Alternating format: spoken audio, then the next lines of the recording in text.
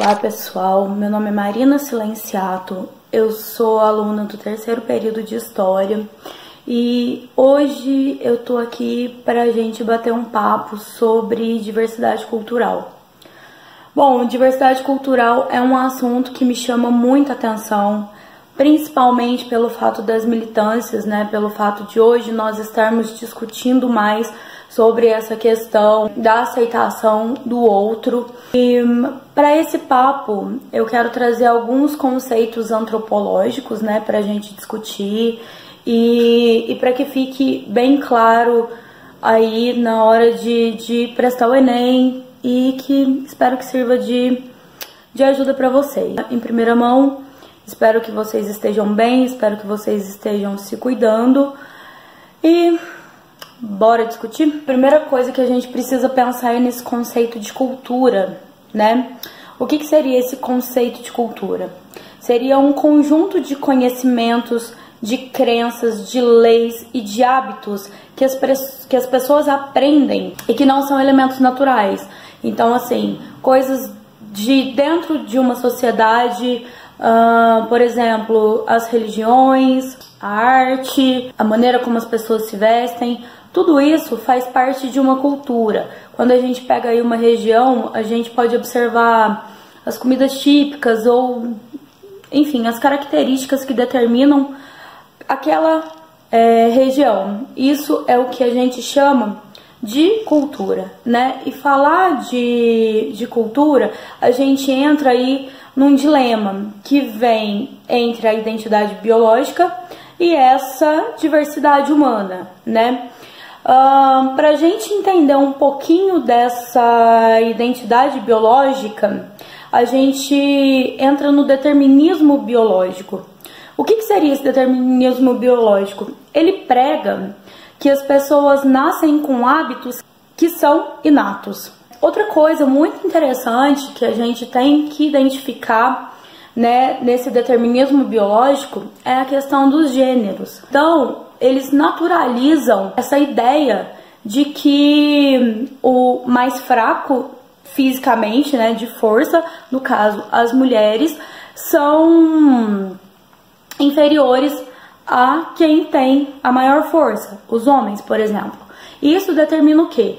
Que mulheres e homens devem usar cores diferentes. A gente já viu aqui no nosso país um belo exemplo, né, de que os meninos usam azul e as meninas usam rosa, né? Isso deixa essa questão da naturalização de uma diferença de gêneros muito evidente. Outra coisa que a gente pode entender também é essa questão do trabalho, onde mulheres não são suficientemente capazes de determinar ou ocupar alguns cargos, né? E isso fica muito claro na nossa sociedade. Outro conceito extremamente importante é o determinismo geográfico. O que significa esse determinismo geográfico? Que as pessoas elas são caracterizadas pelo lugar onde elas moram. Por exemplo, os povos que moram nos trópicos, né, que são lugares que fazem mais calor, eles são determinados como pessoas preguiçosas. Já os povos que moram em países frios, em ambientes frios, eles são caracterizados como pessoas que trabalham muito, como pessoas que são extremamente produtivas, né? E aí a gente entra também num conceito extremamente preconceituoso. E é muito interessante a gente entender todos esses conceitos. Então, quando a gente junta tudo isso, a gente tem um conceito de etnocentrismo. O que seria esse etnocentrismo? É essa dificuldade que a gente tem em aceitar a cultura do outro. Por quê? Como diz Benedict, a cultura é uma lente através da qual o homem vê o mundo. Então, o que isso significa? Que eu vou olhar para o outro através daquilo que eu sei, da minha perspectiva, do que eu aprendi, da minha cultura. E normalmente nós somos ensinados que a nossa cultura ela é superior à do outro, sendo que a nossa cultura ela é simplesmente diferente do outro. Então, quando a gente pega esse conceito de etnocentrismo, a gente tem aí essa dificuldade de aceitar a cultura e o outro propriamente dito.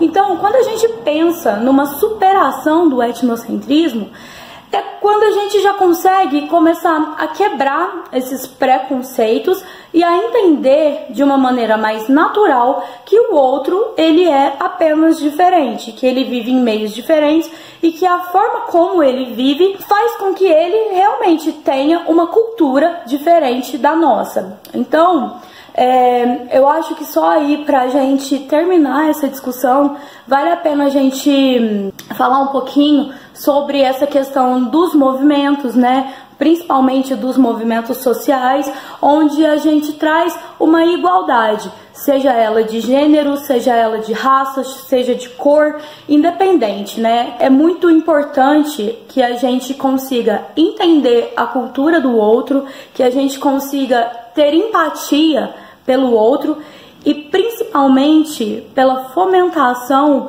desses movimentos que hoje em dia trabalham no resgate desse respeito, né? Então é esse o bate-papo que eu gostaria de ter com vocês.